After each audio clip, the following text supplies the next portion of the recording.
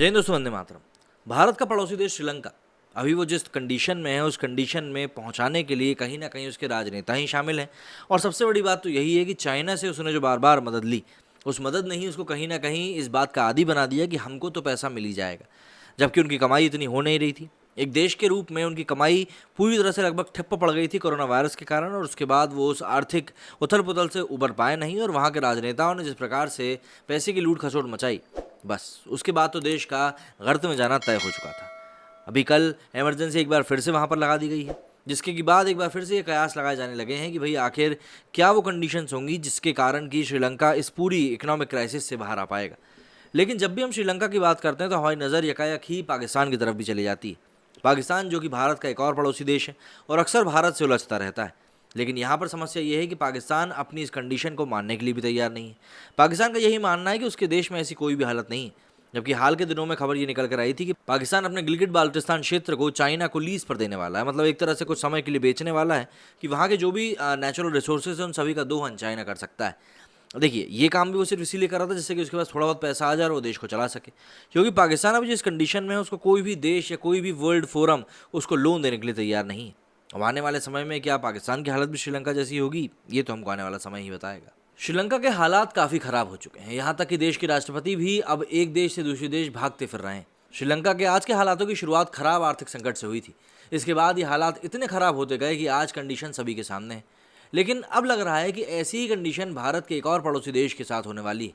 दरअसल उस देश के हालात भी ठीक वैसे ही हैं जैसे कि एक वक्त श्रीलंका के हुआ करते थे।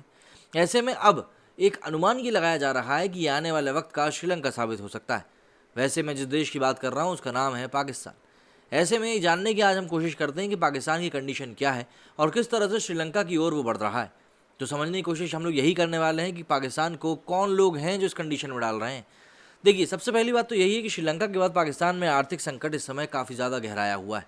पाकिस्तान में तेज़ी से विदेशी मुद्रा भंडार घट रहा है। वहीं पाकिस्तान में भी चीन ने भी पाकिस्तान को महंगे दर पर कर्ज दिया है।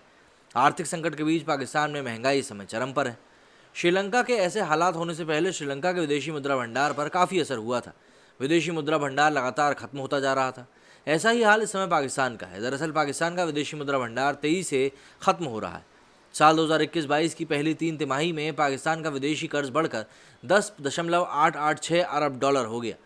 रिपोर्ट्स के अनुसार 2022 की पहली तिमाही में कर्ज करीब 1.5 अरब डॉलर का रहा, जबकि 2020-21 की पहली तिमाही में ये 3.5 अरब डॉलर का था। वहीं विदेशी मुद्रा भंडार 10 अरब डॉलर के नीचे जा चुका है। इसी के साथ साथ जो महंगाई वहाँ पर बढ़ रही है, मतलब पाकिस्तान में महंगाई दर इस समय 20% के पार जा चुकी है। शहरी क्षेत्रों में ये दर करीब 19.8% और ग्रामीण क्षेत्रों में ये करीब 24% तक बढ़ी है। पेट्रोल की कीमत इस समय वहाँ पर 233 रुपये प्रति लीटर है। हाई स्पीड डीजल 263 रुपये प्रति लीटर और केरोसिन 211 रुपये प्रति लीटर है। वहीं डॉलर की अगर हम बात करें तो डॉलर वहाँ पर लगातार कमज़ोर होता जा रहा है और पाकिस्तानी रुपया जो है वो अमेरिकी डॉलर के मुकाबले 200 रुपये के पार जा चुका है। वहीं चीन से जो कर्ज लिया था वो भी एक बड़ा कारण बना है, क्योंकि चीन से मिलने वाला कर्ज भी पाकिस्तान के लिए इस समय दिक्कत खड़ी कर चुका है। जैसे श्रीलंका में चीन के कर्ज ने काफ़ी स्थितियाँ खराब करी थी। उस वक्त चीन ने आर्थिक तंगी से जूझ रहे पाकिस्तान को करीब 2.5 अरब डॉलर का कर्ज दिया था। बता दें कि पाकिस्तान की अर्थव्यवस्था भी कर्ज के बोझ, कमाई के मौके सीमित होने और निवेशकों के दूरी बनाने से चरमराई हुई है।